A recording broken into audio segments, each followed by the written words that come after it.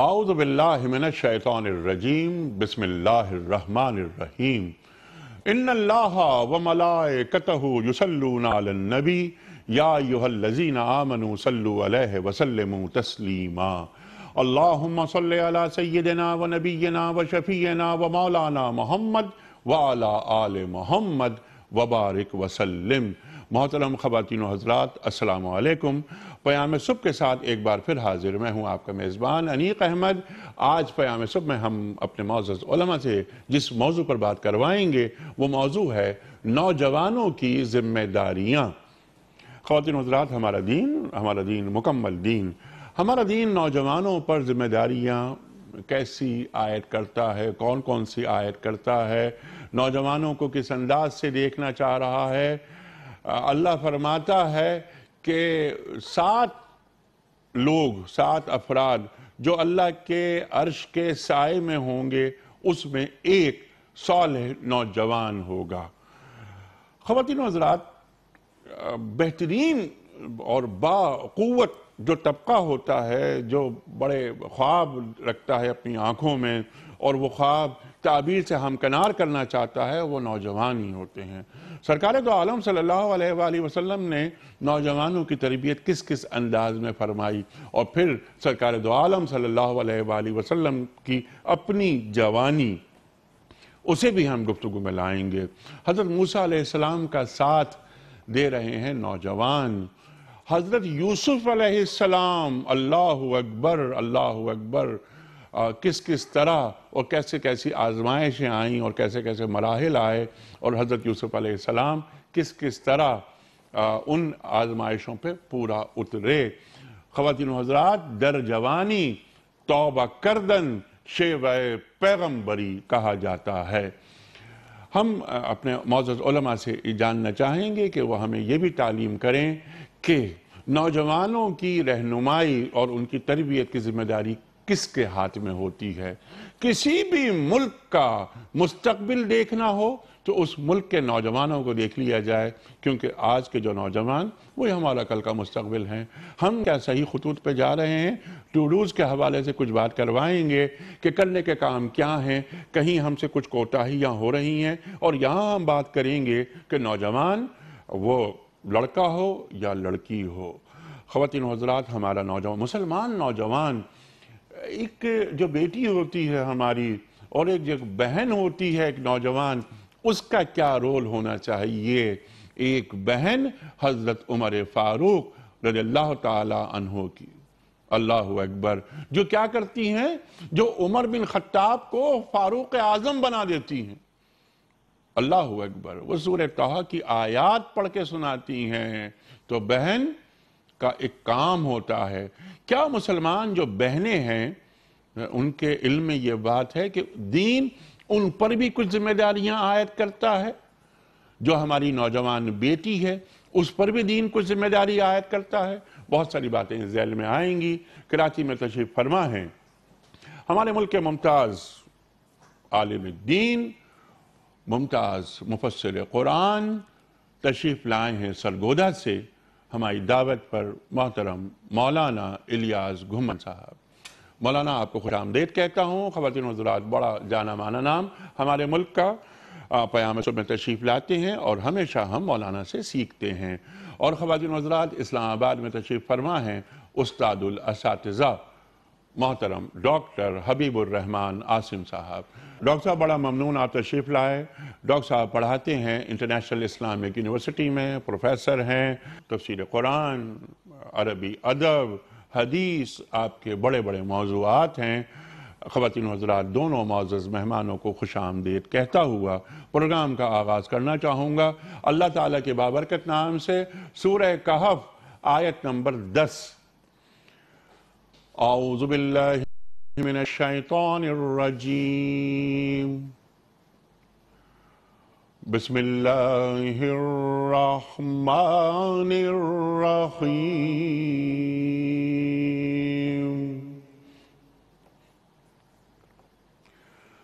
اذ اوى الفتية إلى الكهف فقالوا ربنا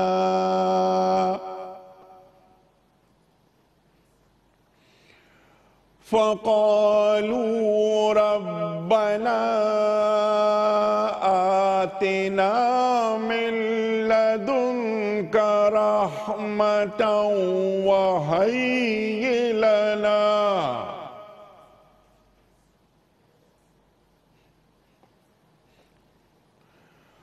ربنا آتنا من لدنك رحمة وهيئ لنا من أمرنا رشدا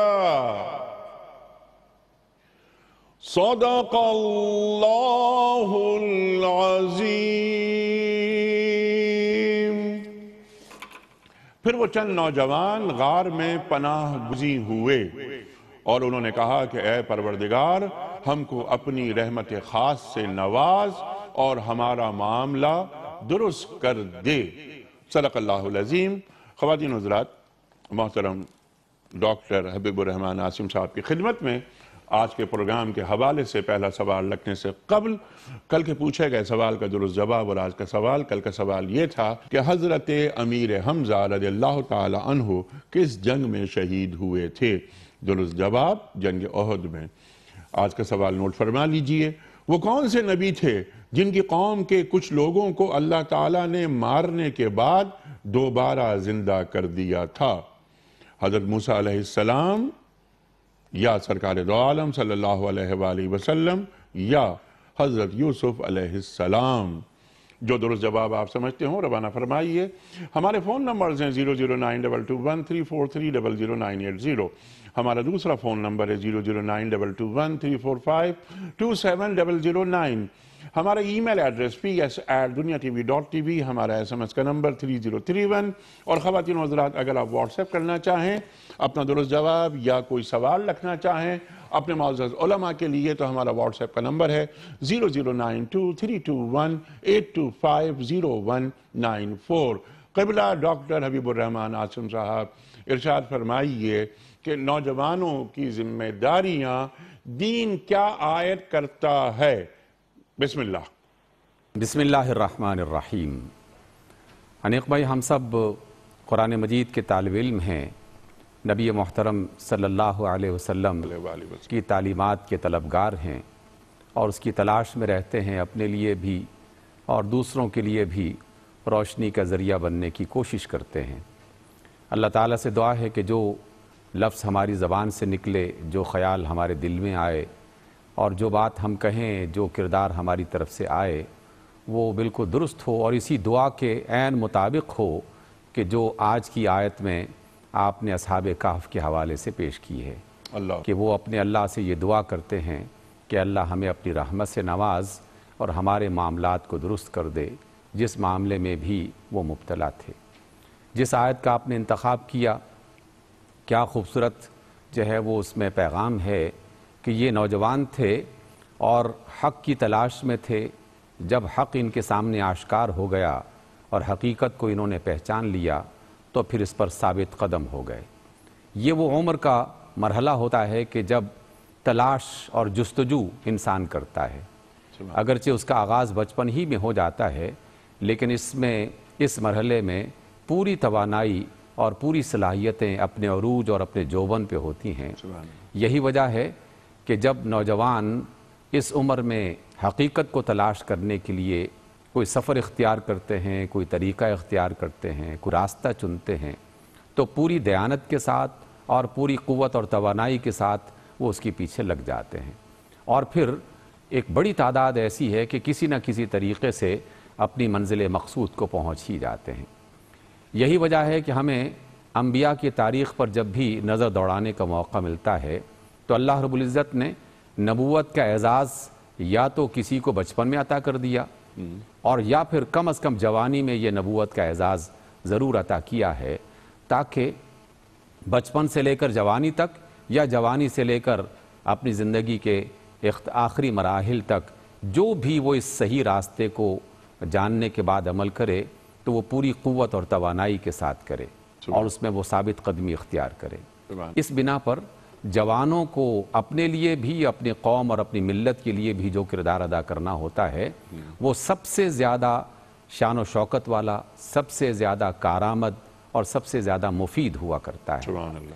اس میں اگر ہم جناب رسول اللہ صلی اللہ علیہ وسلم کی تعلیمات اور جن انبیاء کا آپ نے حوالہ دیا ان میں سے چند ایک کو بھی بنیاد بنائیں تو سب سے پہلی بات یہ ہے کہ نوجوان کو اپنی جسمانی صحت اور توانائی کو بحال رکھنے کے لیے جو بھی ممکنہ امکانات ہوں اس کو اختیار کرنا چاہیے، اور صحت یہ انسان کی ترجیح اول اس اعتبار سے ہونی چاہیے کہ اس کی توانائی جو اللہ رب العزت نے اسے عطا کر رکھی ہے اس سے زیادہ فائدہ اٹھا سکے، یعنی جسمانی صحت بھی اور روحانی صحت بھی، اور روحانی صحت بھی۔ یہی بات میں کہنا چاہ رہا تھا کہ جب ہم صحت کا لفظ استعمال کرتے ہیں تو اس کا ایک تعلق تو جسم سے ہے، اور اس کو بھی اللہ رب العزت اسی قدر اہم سمجھتے ہیں کہ جس طرح عقل اور شعور کی قوت اور اس کی صلاحیت اور اس کی صحت کے بارے میں اللہ رب العزت ہمیں تعلیم دیتے ہیں۔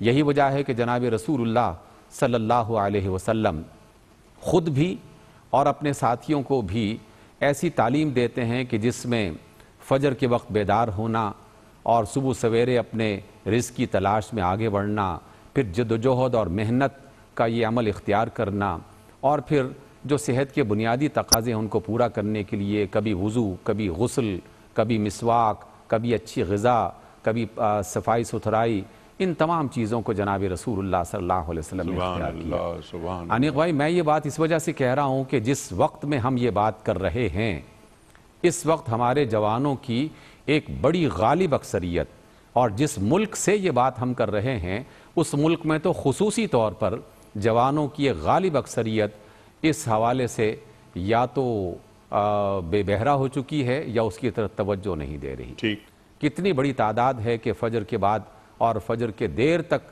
ان کو سونے کا جو ہے وہ موقع ملتا ہے اور وہ سوئے رہتے ہیں، جی، اور کتنی ہی بڑی تعداد ہے کہ جو بنیادی جو جسمانی تقاضے ہیں ان کو پورا کرنے کی کوشش نہیں کر رہے ہیں۔ ڈاکٹر صاحب آپ ہی کی بات کو آگے بڑھاتے ہوئے میں چاہتا ہوں کہ آج سے میں یہ بھی سیکھوں کہ سرکار دو عالم صلی اللہ علیہ وآلہ وسلم کسی کو فجر کے بعد سوتا ہوا دیکھ لیتے تو آپ کا کیا رویہ ہوتا؟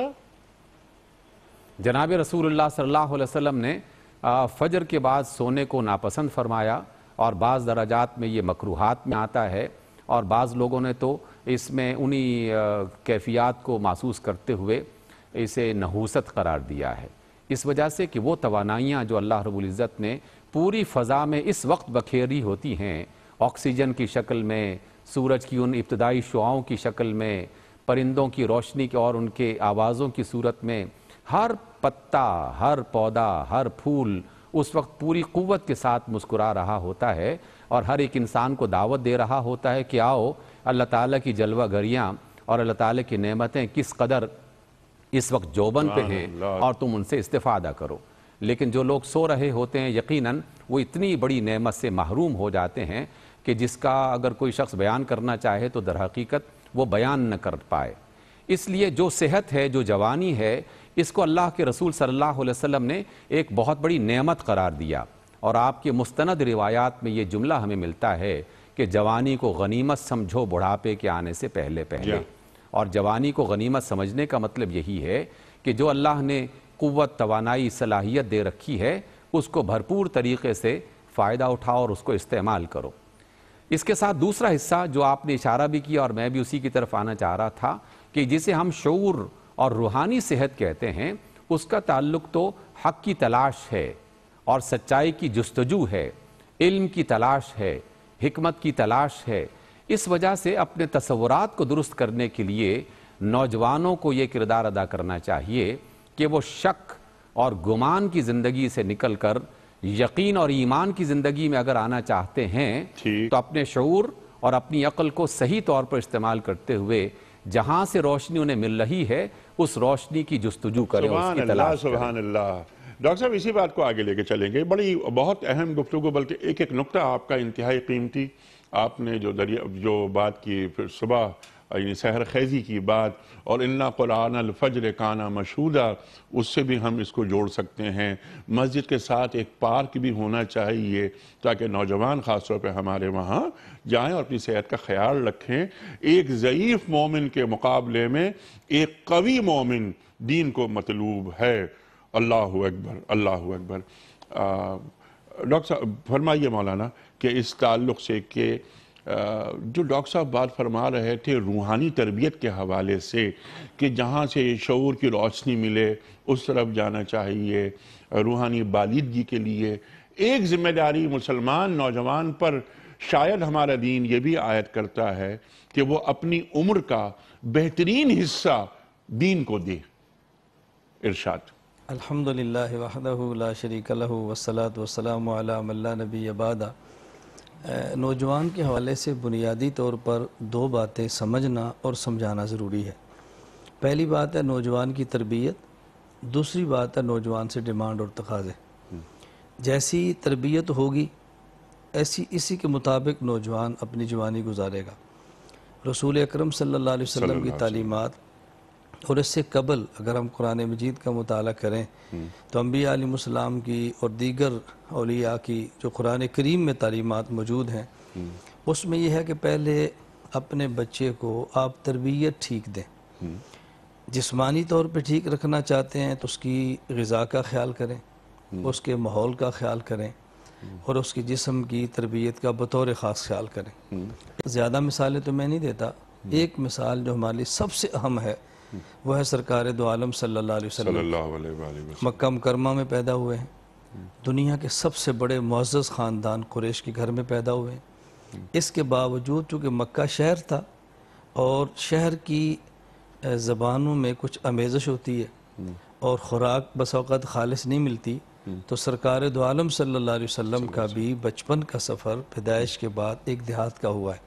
اس کی وجہ خوراک بھی خالص ملے اور آپ کی عربیت بھی خالص ہو۔ اس سے معلوم ہوا کہ اگر آپ کل کو بچے کو آپ اچھے ماحول میں دیکھنا چاہتے ہیں، طاقتور مضبوط دیکھنا چاہتے ہیں، تو بچے کو تھوڑی سی تربیت اس حوالے سے بہت ضروری ہے، ماحول بھی اچھا ہو، خوراک بھی اچھی ہو۔ اور جہاں تک اس کی روحانی تربیت کا تعلق ہے تو اس میں میرے خیال میں بہترین مثال وہ ہے جو حضرت لقمان علیہ السلام نے قرآن کریم میں اپنے بیٹے کو تربیت کے طور پہ جملے ارشاد فرمائے، اور اس میں جو لفظ استعمال کیا وہ یا بنی کا نہیں ہے، یا بنیہ۔ فرمایا میرے بچے ان باتوں کا ذرا خیال کرنا۔ بچپن سے اپنے بیٹے کو جو باتیں سمجھائی، نمبر 1 لا تشرک باللہ، اللہ کے ساتھ کسی کو شریک نہ ٹھہرانا۔ نمبر 2 اقیم الصلاۃ، نماز کی پابندی کرنا۔ نمبر 3 وامر بالمعروف ونہی عن المنکر، نیکی کا حکم دینا، برائی سے روکنا۔ نمبر 4 اب بیٹے کو سمجھا لا تسعر خدک للناس ولا تمشی۔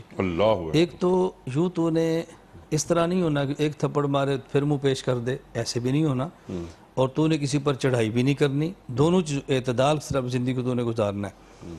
اور پھر عجیب بات ارشاد فرمائی وقصر فی مشیک واغضض من صوتک، ذرا چال بھی اچھی رکھنا، اپنی آواز کو پست رکھنا، یہ گدھوں کی طرح اونچی آوازیں نکال کے مت بولتے رہنا، اللہ کو ناپسندیدہ یہ چیزیں ہیں۔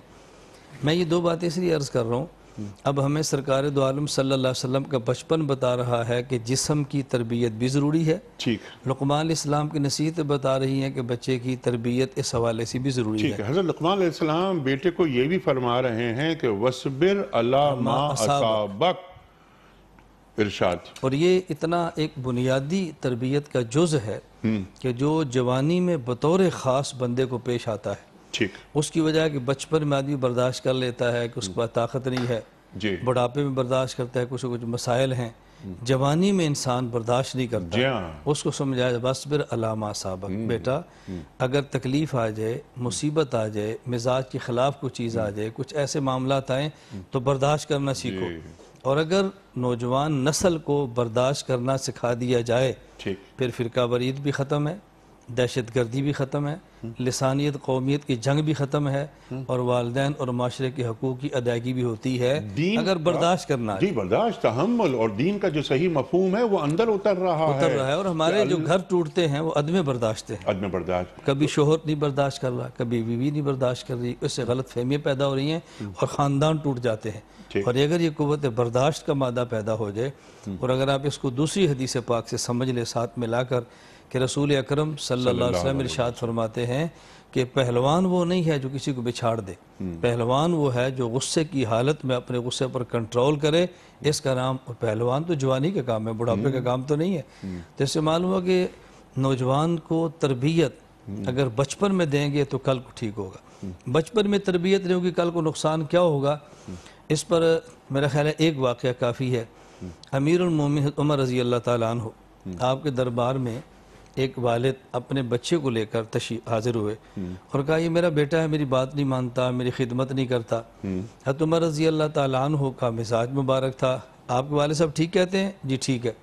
انہوں نے درہ پکڑا اس کو تنبیہ کرنے کے لیے، تو کہا امیر المومنین مجھے آپ سزا ضرور دیں، لیکن عدالت فریقین کا موقف سنتی ہے، میرے ابا جی کی بات سنیے، میری بات سن لیں۔ فرمایا بتاؤ کیا کہنا چاہتی ہو؟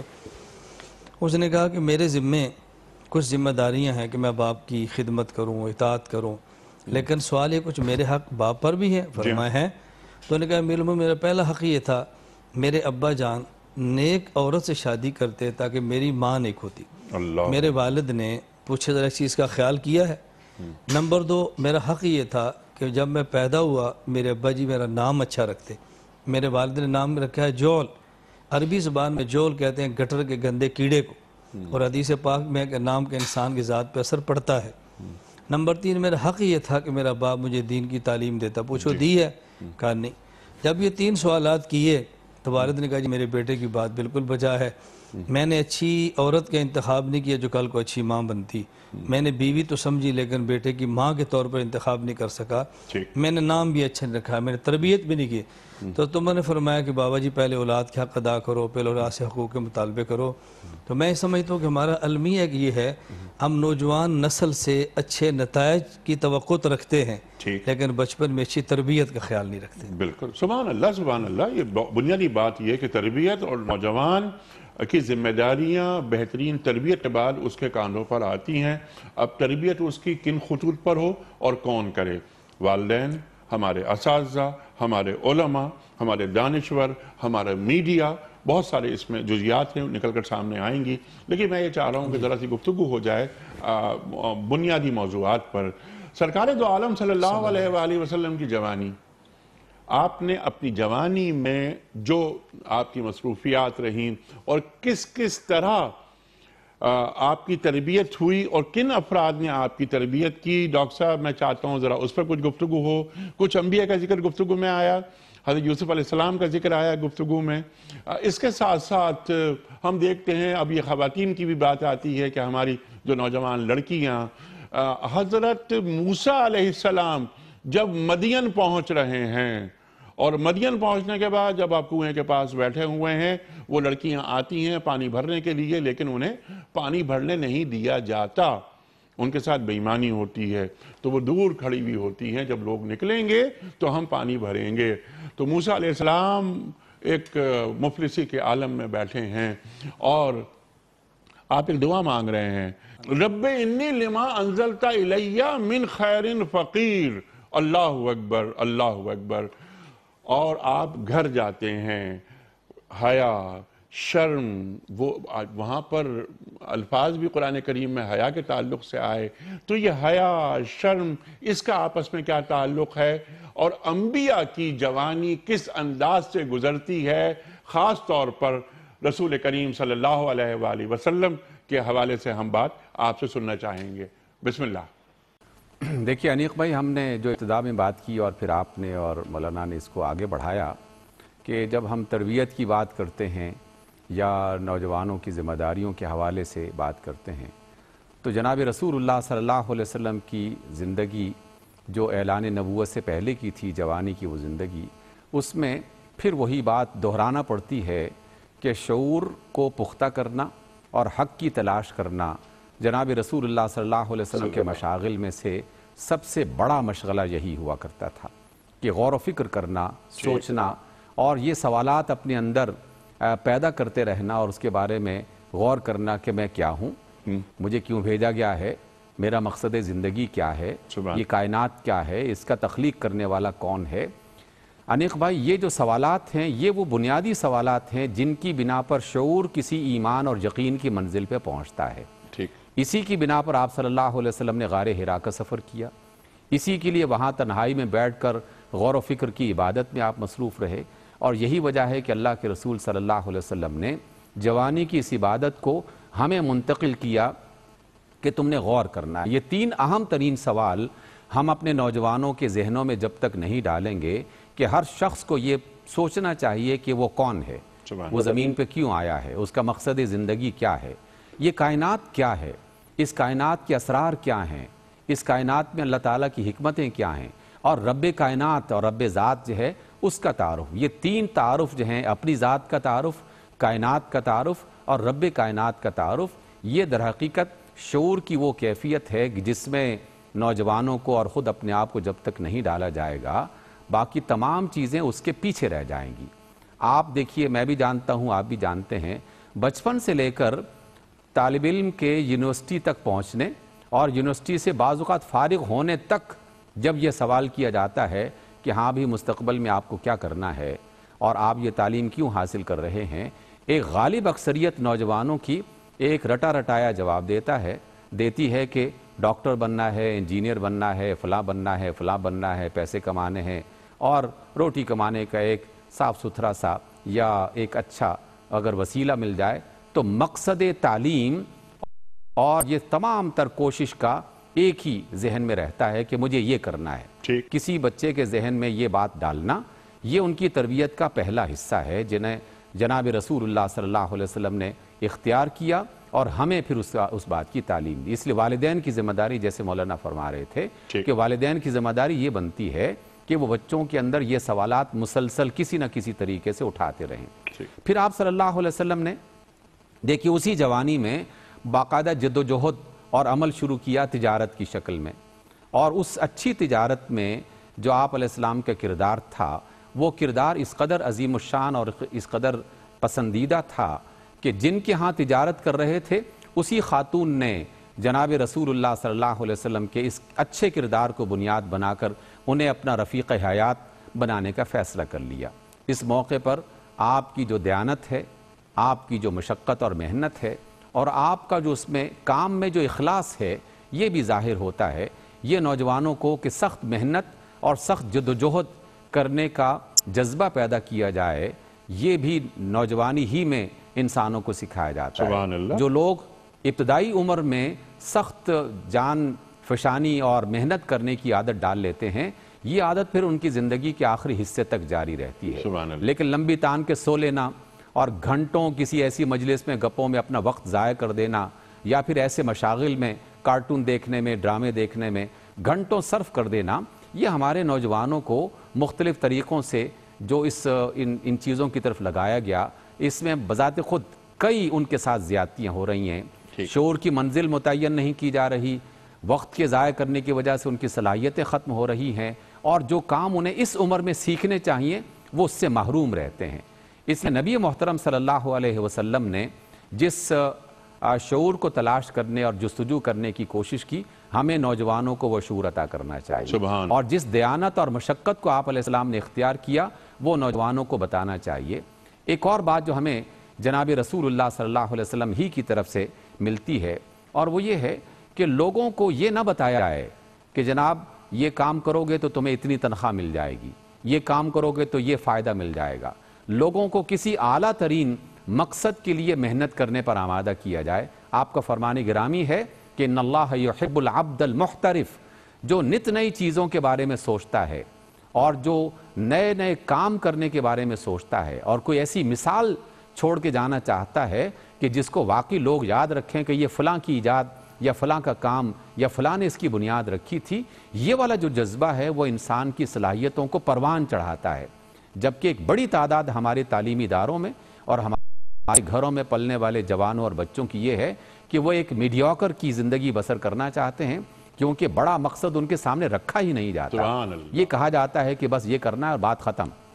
اس وجہ سے کسی بڑے مقصد کو ان کے ذہن میں ڈالنا والدین، استادوں اور معاشرے کی سب کی ذمہ داری ہے۔ سبحان اللہ، سبحان اللہ۔ دیکھیے یہاں پر ایک تو بڑا مقصد، اور اس سے پہلے جو ڈاکٹر صاحب فرما رہے تھے کہ میری پیدائش کا مقصد، وما خلقت الجن والانس الا لیعبدون، اللہ کی عبادت کے لیے تو میں آیا ہوں، لیکن عبادت سے مراد کیا ہے؟ اور پھر وہی بات کہ اپنی زندگی کا بہترین حصہ دین کو دینا۔ کس انداز سے میں دے سکتا ہوں تاکہ سبق تسخیر کائنات جو قرآن کریم سے برآمد ہوتا ہے میں اس کا اہل بنوں۔ اس کے لیے آپ نے اچھی صحت کی بات کی، ڈاکٹر صاحب نے بات کی سحر خیزی کی، صبح اٹھیں، ضروری ہے کہ مساجد کے ساتھ ساتھ پارک وغیرہ بھی ہوں۔ ایک قوی مومن چاہیے دین کو۔ سرکار دو عالم صلی اللہ علیہ وآلہ وسلم نوجوانوں میں مجاہدانہ کردار دیکھنا چاہتے ہیں۔ حضرت سعد بن ابی وقاص رضی اللہ عنہ احد میں جب اب تیر پھینک رہے ہیں تو آپ فرما رہے ہیں سعد تم پر میرے ماں باپ قربان، تیر پھینکو تیر پھینکو۔ یہ اس طرح کا نوجوان ہمارا دین دیکھنا چاہ رہا ہے۔ ارشاد فرمائیے کہ اب ٹو ڈوز کے حوالے سے ہم سے کون سے کام نہیں ہو رہے؟ تربیت اولاد کے حوالے سے ہمارے تعلیمی اداروں میں ایک کمی ہو رہی ہے۔ ہم اپنے بچوں اور بچیوں کو، جس طرح ایک لفظ استعمال کیا ڈاکٹر صاحب نے، میڈیوکر، ہم کیا سکھا رہے ہیں بچوں اور بچیوں کو کہ تم ڈگری لو، باہر نکلو، ڈگری بناؤ اور کسی بینک میں ادھر ادھر جاب کر لو اور بس شادی کرو اور اس کے بعد مر جاؤ۔ تو ایک غیر مسلم بھی یہی کام کر رہا ہے، لیکن وہ وَمَا خَلَقْتُ الْجِنَّ وَالْإِنسَ إِلَّا لِيَعْبُدُونَ نہیں پڑھتا۔ تو جو عبداللہ پیدا ہو رہا ہے اور ایک مائیکل پیدا ہو رہا ہے، دو مختلف گھروں میں، دونوں میں کچھ فرق ہونا چاہیے نا ذمہ داریوں کے حوالے سے۔ عبداللہ کی ذمہ داری کیا ہے؟ میں نے گزارش کی بنیادی طور پہ والدین کی ذمہ داری بنتی ہے اولاد کی تربیت کریں، اس کے بعد جب سکول یا مدرسے میں جائے وہ تربیت کریں، اس کے بعد ہمارے معاشرے کا فرد اچھا بنے، ٹھیک ہے۔ اور جب ہمارا بچہ ایک میڈیا سے منسلک ہوتا ہے تو بہت بڑی ذمہ داری ہے میڈیا کی کہ میڈیا فحاشی کی بجائے اچھے پروگرام دے، مثبت پروگرام دے، یقیناً وہ اچھا دے۔ اب ایک نوجوان، اب اس نوجوان کی ذمہ داری کیا ہے؟ اب نوجوان کی ذمہ داریوں میں سے سب سے پہلی ذمہ داری ہے خود کو سنبھالنا، صحیح خطوط پہ چلانا، صحیح رخ پہ خود کو رکھنا، اپنے ماحول کو ٹھیک کرنا، اپنے افراد اور خاندان کو ٹھیک کرنا، اور جو اس کے اندر تکنیکی اللہ نے صلاحیتیں پیدا فرمائی ہیں ان صلاحیتوں سے فائدہ اٹھاتے ہوئے بحیثیت مسلمان ترقی کرنا۔ سبحان اللہ سبحان اللہ۔ اب اسی بات کو آگے بڑھاتے ہیں کہ جو صلاحیتیں اللہ نے اسے دی ہیں، مثال کے طور پر سرکار دو عالم فرما رہے ہیں صلی اللہ علیہ وآلہ وسلم کہ خیرکم من تعلم القرآن وعلمہ، ٹھیک؟ تم میں بہترین وہ ہے کہ جو قرآن سیکھے اور سکھائے۔ تو اگر ایک نوجوان ہمارا، اس کو اللہ تعالیٰ نے بڑی صلاحیت دی ہے، وہ بات کرنا جانتا ہے، قرآن کریم کو پیش کرنا جانتا ہے، تو قرآن سیکھے، دینی علوم سیکھے، دین کی جانب آئے۔ اور یہ ذمہ داری اصل میں والدین کی ہے کہ اگر 3 بچے ان کے ہیں تو کم از کم ایک بچے کو وہ دین کی جانب لے کر آئیں۔ بہت اچھی بات ہے کہ کمپیوٹر سائنس میں میرا بچہ ماسٹرز کرے، میرا بچہ ڈاکٹر بنے، میرا بچہ انجینئر بنے، اکنامسٹ بنے، CSS کرے، لیکن دین کی بھی کوئی ضرورت ہے نا، تو اس جانب آئے اور وہ بچہ پھر قرآن کریم کو سیکھ کر قرآن کریم کے اصول نافذ کرے اپنے معاشرے پر۔ قرآن کریم کو سیکھے، سکھائے، دین سیکھے اور سکھائے، یہ بالکل بجا ہیں، دنیاوی اخروی نجات کا سبب ہیں، لیکن دنیاوی علوم کو سیکھنا، فنون میں مہارت حاصل کرنا اور مسلمان کو اتنا اوپر لے جانا کہ کفر یہ نہ سمجھے کہ کفر آگے بڑھتا ہے اور مسلمان آگے نہیں بڑھ سکتا۔ اگر ہمارا مسلمان نوجوان بحیثیت مسلمان آگے بڑھے، اور یہ یقینی بات ہے کہ اگر مسلمان دنیاوی اعتبار سے طاقت میں ہو تو یہ ایک سبب بنتا ہے کفر کا اسلام میں داخل ہونے کا۔ قرآن کریم میں ہے اذا جاء نصر اللہ والفتح ورأیت الناس يدخلون فی دین اللہ افواجا۔ جب اسلام مسلمان تو ہوتا ہے، نیک بھی ہوتا ہے، لیکن معاشرے میں کمزور ہوتا ہے تو کافر اسلام قبول نہیں کرتا، اگر کرے بھی تو فرد کرتا ہے۔ لیکن یہی اگر نوجوان اپنی طاقت کو مجتمع کر کے بحیثیت مسلمان ترقی کرے تو اس کو دیکھ کر کافر بھی اسلام کے اندر داخل ہوتا ہے اور اسلام کو قبول کرنے میں اس کو الجھن نہیں ہوتی۔ عام ایک مائنڈ ہمارے دور میں یہ ہے کہ اگر یہ بچہ حافظ بن گیا تو پیچھے رہ جائے گا، عالم بن گیا تو پیچھے رہ جائے گا، دیندار بن گیا تو نمازیں تو پڑھے گا، ترقی نہیں کرے گا۔ تو میں سمجھتا ہوں ہمیں اپنے نوجوان کو سمجھانا چاہیے کہ ہم نے اس دماغ کو بدلنا ہے، اس ذہن کو چینج کرنا ہے۔ مسلمان سائنس میں ترقی کر سکتا ہے، نماز رکاوٹ دین میں نہیں ہے۔ قرآن کریم سے انسان کی روحانی ترقی ہی نہیں بلکہ واللہ العظیم قرآن کریم سے انسان کے جسم میں بھی اتنی طاقت بڑھتی ہے کہ انسان بہت آگے نکل جاتا ہے۔ یہ بات اگر سمجھا دی جائے، یہ قرآن پڑھے گا، فرق ہے انجینئر ہوگا دیانتدار ہوگا، مسلمان ہوگا پائلٹ دیانتدار ہوگا، ڈاکٹر ہوگا تنخواہ بھی لے گا لیکن اس کے دل میں مریض کا درد ہوگا، اس کو بچانے کی فکر ہوگی، اور صرف تنخواہ کے لیے نہیں، جب یہ اللہ کے لیے کام کرے گا تو اس کو تنخواہ بھی ملے گی، اجر بھی ملے گا، اللہ کی رضا بھی ملے گی، قوم کی محبوبیت بھی ملے گی۔ اور میں یہ بالکل بڑے وثوق سے کہتا ہوں کہ ہمارا نوجوان بطور خاص پاکستان کا یہ بات قبول کرتا ہے، عکس کرتا ہے، بڑے بندے کی بات مانتا ہے، صرف یہ کہ اس کو منوائی نہیں جا رہی، رخ غلط دیا جا رہا ہے، اور غلط رخ دینے میں سب سے زیادہ کردار ہمارے میڈیا کا ہے، سب سے زیادہ۔ ٹھیک ہے، چینلائز پھر کیسے کیا جائے؟ حل بتائیے آپ۔ میں وہی گزارش کر رہا تھا، کچھ ذمہ داریاں ہماری حکومت کی ہیں، کچھ ذمہ داریاں ہمارے علماء کی ہیں، اور کچھ ذمہ داریاں ہمارے صاحب حیثیت صاحب ثروت نیک لوگوں کی ہے۔ اگر اسی کا اہتمام کر لیا جائے، مسجد ہے وہاں نماز بھی ہوتی ہے، اس کے بعد پارک ہے وہاں سیر بھی ہوتی ہے، اور اگر اسی مسجد کے ساتھ کوئی ایسے حال بنا لیے جائیں جہاں نوجوان کی ذہنی فکری تربیت کے لیے ایک آدھ گھنٹہ روزانہ اس کو لے کر قرآن کریم سمجھا دیا جائے اور صحیح طرح اس کو قرآن کریم حدیث پاک فقہ اس سے جوڑ دیا جائے تو ہم سمجھتے ہیں کہ نوجوان کی تربیت ہو سکتی ہے اور ہمارا نوجوان بہت ہی آگے بڑھ سکتا ہے۔ سبحان اللہ سبحان اللہ سبحان اللہ سبحان اللہ۔ اور مایوسی کو ہٹا دینا ہے۔ آپ نے کیا اچھی بات فرمائی کہ پاکستان کے نوجوانوں میں انتہائی صلاحیت ہے، بس اس صلاحیت کو ذرا اس کا رخ متعین کرنا ہے۔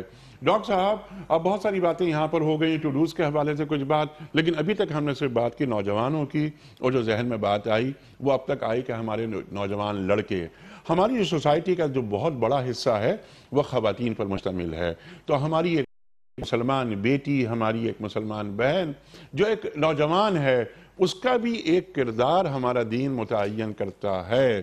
وہ کردار کیا ہوتا ہے اور کیا ہماری نوجوان لڑکیوں کا کردار ہمارے معاشرے پر نظر آ رہا ہے؟ اگر نہیں آ رہا، اس کی وجہ کیا ہے اور اس کا حل کیا ہے؟ ارشاد۔ دیکھیں انیق بھائی، اسلام تو لڑکوں اور لڑکیوں کی تربیت اور ان کی تعلیم اور ان کی ذمہ داریوں میں اس طرح کی تفریق نہیں پیدا کرتا کہ جس میں کچھ باتیں لڑکوں کے لیے کہی جائیں اور کچھ باتیں لڑکیوں کے لیے کہی جائیں۔ جو بھی اب تک ہم نے کہا، یقیناً اس میں ہم نے نوجوانوں کا لفظ استعمال کیا اور اس میں لڑکے اور لڑکیاں دونوں یقیناً شامل ہیں۔ ٹھیک۔ لیکن آپ کے سوال کا جو مدعا ہے وہ یقیناً اس اعتبار سے بہت اہم ہے کہ ہمارے معاشروں میں خواتین کو اور لڑکیوں کو اس انداز میں نظر انداز کر دیا جاتا ہے اس حوالے سے کہ شاید انہوں نے کوئی بہت بڑی سوچ اپنے ذہن میں نہیں لانی، انہوں نے کوئی بڑا کام نہیں کرنا، اور ان کی ذمہ داری کوئی ایسی نہیں ہے کہ جس کی بنا پر معاشرہ تبدیل ہو جائے، جبکہ انسانی تاریخ یہی کہتی ہے، قرآن و سنت یہی کہتے ہیں، اور انسانی تجربہ یہی کہتا ہے کہ مرد اور عورت دونوں مل کر اس معاشرے کو بناتے بھی ہیں، بگاڑتے بھی ہیں۔ اس لیے جہاں بھی کوئی خرابی ہوگی، وہ خرابی کسی ایک طبقے کے لیے نہیں ہوگی، وہ دونوں ہی اس میں شکار ہوں گے اور دونوں ہی اس کے لیے ذمہ دار ہوں گے۔ اس لیے جناب رسول اللہ صلی اللہ علیہ وسلم نے جہاں خواتین کے لیے، مردوں کے لیے تعلیم کا بندوبست فرمایا، وہاں عورتوں کے لیے بھی تعلیم کا بندوبست فرمایا، اور اکثر مقامات پر تو آپ نے ایک ہی لفظ دونوں کے لیے یکساں استعمال کیا۔ مدینہ منورہ میں سب سے پہلی تعلیم جو آپ نے ارشاد فرمائی تھی، جو روایات میں ملتی ہے، آپ نے فرمایا کہ اپنے بچوں کو، آپ نے یہ نہیں کہا کہ اپنے لڑکوں کو، آپ نے فرمایا کہ اپنی اولاد کو لکھنا پڑھنا سکھاؤ، اپنے اپنے محلے کی مسجد میں علموا اولادکم القراءۃ والکتابۃ فی مسجد حیکم۔ یہ اس بات کی نشاندہی ہے کہ یہ تربیت، تعلیم، کام سب کے لیے یقیناً آگے اس میں سب کو شریک ہونا ہے۔ میں انیق بھائی آپ کی اس بات سے، جو آپ نے کچھ دیر پہلے لفظ عبداللہ استعمال کیا، میں اسی پر اٹکا ہوا ہوں، کیونکہ عبداللہ کا لفظ جو ہے یہ لڑکی کے لیے بھی استعمال ہوگا اور لڑکے کے لیے بھی استعمال ہوگا۔ یہ فاطمہ ہو یا حسن اور یا کوئی اور نام ہو، سب کے لیے عبداللہ ہی کا لفظ ہے، اس لیے کہ ہم سب عباد اللہ ہیں، اللہ کے بندے ہیں۔ مجھے وہ عبداللہ یاد ہے کہ جو ہماری یونیورسٹی سے پڑھ کے گیا، MBA اس نے کیا، مغرب کی کسی سٹور میں کام کر رہا تھا، وہاں سے اس نے فون کیا اور کہا کہ سر یہاں میں جس سٹور میں کام کرتا ہوں وہاں خنزیر کا گوشت بھی بیچا جاتا ہے اور مجھے اس پارٹ میں یہ کام کرنے کے لیے لگایا گیا ہے، مجھے یہ کام کرنا چاہیے کہ نہیں کرنا چاہیے۔ میں نے اسے یہی لفظ جو آپ نے استعمال فرمایا ہے، میں نے کہا کہ ایک مسلمان ہونے کے ناطے سے یقیناً سوچنا چاہیے کہ کیا روزی کا صرف یہی ایک ذریعہ ہے کہ جس سے آپ رزق کما سکتے ہیں؟ آپ اس پر غور کیجئے، اللہ تعالیٰ آپ کے لیے راستہ کھولے گا۔ اور یقین جانیے کہ چند ہی دنوں کے بعد خبر آئی کہ اس نے حلال فوڈ کے بارے میں سوچا اور ایک چھوٹی سی دکان کا آغاز کیا، اور پھر اس سے 1 اور 2 اور 3 اور پھر بہت بڑی تعداد میں لوگ اس کام کی طرف راغب ہونے لگے کہ یہاں پہ بھی ایک بڑی تعداد میں مسلمان رہتے ہیں، اور انہیں اگر ہم حلال فوڈ مہیا کرتے ہیں تو اپنے لیے رزق حلال کا بندوبست کر رہے ہیں اور دوسروں کو حرام کمانے سے بچانے کا بندوبست کر رہے ہیں۔ سبحان اللہ۔ ڈاکٹر صاحب، آپ کی گفتگو سے ایک جو نتیجہ برآمد ہوا اور جو درس برآمد ہو رہا ہے وہ یہ کہ اس نوجوان نے اللہ پر بھروسہ کیا، تو ایک درس نوجوانوں کو یہ بھی مل رہا ہے کہ جناب والا یہ ڈگری وغیرہ لے کے جب باہر نکلتے ہیں تو محض نوکری، چند ٹکوں کے عوض اپنے آپ کو فروخت نہ کر دو، بلکہ ایک بڑا مقصد ذہن میں رکھو۔ یہ برکت تو اللہ دے ہی دیتا ہے، بس بھروسہ رکھو تو اللہ پہ رکھو۔ اللہ پہ رکھو، اب وہ رازق ہے، رزق کے سارے دروازے وہیں سے کھلتے ہیں اور سارے خزانوں کا مالک وہی ہے۔ صرف اپنے دماغ کو اس شعور کی بنیاد پر جو اللہ نے اور اس کے رسول صلی اللہ علیہ وسلم نے ہمیں عطا کیا ہے کہ ہم اللہ کے بندے ہیں اور اس کی کائنات میں رہتے ہیں، اس کی زمین پر جیتے ہیں، تو اس کی بغاوت کرتے ہوئے اس کے ملک میں کیسے رہ سکتے ہیں؟ اللہ کے ملک میں اس سے بغاوت کرتے ہوئے رہنا یہ تو سراسر جہالت اور نادانی ہے۔ اس لیے کوئی راستہ تلاش کیا جائے۔ جہاں کسی نے کوئی راستہ تلاش کیا، اللہ تعالیٰ نے اس کے لیے 10 دروازے کھول دیے۔ زندگی میں عزت بھی ملتی ہے، روزی بھی ملتی ہے، اور وہ بڑا کام بھی کر لیتا ہے۔ کیا اچھی بات فرمائی آپ نے کہ اللہ سے بغاوت کرتے ہوئے زندگی نہیں گزارنی۔ مولانا وقت ختم ہو رہا ہے پروگرام کا، کنکلوڈ فرما دیجئے۔ یہی جو نکتہ ڈاکٹر صاحب نے فرمایا کہ اللہ سے بغاوت نہیں کرنا، نوجوانوں کو تعلیم کر دیجئے۔ بہت سارے معاملات ہیں، مثال کے طور پر آج سوسائٹی ہماری بڑی اوپن ہوتی جا رہی ہے۔ ہم سے زیادہ آپ جانتے ہیں سوسائٹی کے کیا حال ہو رہا ہے۔ ایک حیا کا ایک تصور ہے، جو مرد ہو یا عورت، لڑکا ہو یا لڑکی، ان کی کوئی ذمہ داری ہے، آنکھ میں حیا۔ وہ اقبال یاد آتے ہیں نا کہ اقبال، ڈاکٹر اقبال کے تعلق سے لکھ رہے تھے کہ حیا نہیں ہے زمانے کی آنکھ میں باقی، خدا رہے کہ جوانی رہے تیری بے داغ۔ اور اس زمانے میں آج سوسائٹی کس زوال کا شکار ہو گئی ہے۔ تو ہمارے نوجوانوں کو آپ پیغام دیجئے، ایک بات تو یہ کہ حرام خوری اور حرام کاری کے اثرات نسلوں پر مرتب ہوتے ہیں۔ ڈاکٹر صاحب نے جو بات فرمائی، اللہ سے بغاوت کر کے کبھی زندہ نہیں رہا جا سکتا۔ ارشاد۔ ہم یہ سمجھتے ہیں کہ ہمارے جتنے نوجوان لڑکے ہیں، یہ لڑکیاں ہیں، ہمارے بھائی ہیں یا ہماری بہنیں ہیں، ان کو اس بات کا خیال رکھنا چاہیے کہ ہم انسان ہیں، انسانی اقدار کا خیال رکھنا ہے۔ پھر ہم مسلمان ہیں، اسلامی تعلیمات کو سامنے رکھنا ہے۔ پھر ہم پاکستان میں ہیں، ہماری کچھ تہذیب اپنی بھی ہے، اس کا بھی خیال کریں، اور یقین فرمائیں انسانیت، اسلام اور اپنے ملک کی تہذیب کو آگے رکھ کے آگے بڑھیں گے تو ہم بہت آگے نکل جائیں گے۔ آنکھوں میں حیا بھی ضروری ہے، دماغ کا رخ سیدھا رہنا ضروری ہے، اور یہی نوجوان اگر یہ فیصلہ کر لیں تو انشاءاللہ اس ملک سے کرپشن بھی ختم ہوگی، سود بھی ختم ہوگا، بے حیائی بھی ختم ہوگی، اور یہ ڈرگس کی لعنت بھی ختم ہوگی، اور یہ ایک جو فضول قسم کا غلط رخ چل پڑا ہے وہ بھی ٹھیک ہو جائے گا، دہشت گردی اور یہ تمام چیزیں ختم ہو سکتی ہیں جب ہمارے بھائی اور ہماری بہنیں یہ فیصلہ کر لیں کہ ہم نے انسان، مسلمان اور پاکستانی ہو کر ہم نے زندگی بسر کرنی ہے۔ ہماری دنیا بھی اس میں ہے، ہماری آخرت بھی اس کے اندر ہے۔ اللہ میں صحیح و خطا فرمائے۔ جی سبحان اللہ، سبحان اللہ۔ اور یہاں پر جیسے آپ بات فرما رہے تھے کہ ضروری ہے میرے لیے کہ میں ایک اچھا ڈاکٹر بنوں۔ ایک ڈاکٹر بننا اور ایک مسلمان ڈاکٹر بننا، دونوں میں بڑا فرق ہوتا ہے، پرسپشن کا فرق آ جاتا ہے، ایک انجینئر میں اور ایک مسلمان انجینئر میں، اعلیٰ حاضر القیاس۔ تو ایک اور بات یہ کہ یہ نوجوان ایک عام نوجوان نہیں ہے، یہ امتی ہے سرکار دو عالم صلی اللہ علیہ وآلہ وسلم کا، اس کے ذہن میں یہ بات رہے۔ ایک بات تو یہ جو ڈاکٹر صاحب نے فرمائی کہ اللہ سے بغاوت نہیں کرنی، اللہ کی حدود کو پامال نہیں کرنا۔ مجھے معلوم ہے کہ میں کلمہ طیبہ کا ورد کرتا ہوں، تو یہ کلمہ طیبہ کا جو ورد کرنا ہے یہ مجھ پر کچھ ذمہ داریاں عائد کرتا ہے۔ ایک تو میرا اخلاق، میرا کردار ایسا ہو کہ میرے کردار کی چادر پہ کوئی دھبا نظر نہ آئے، ایک بات یہ۔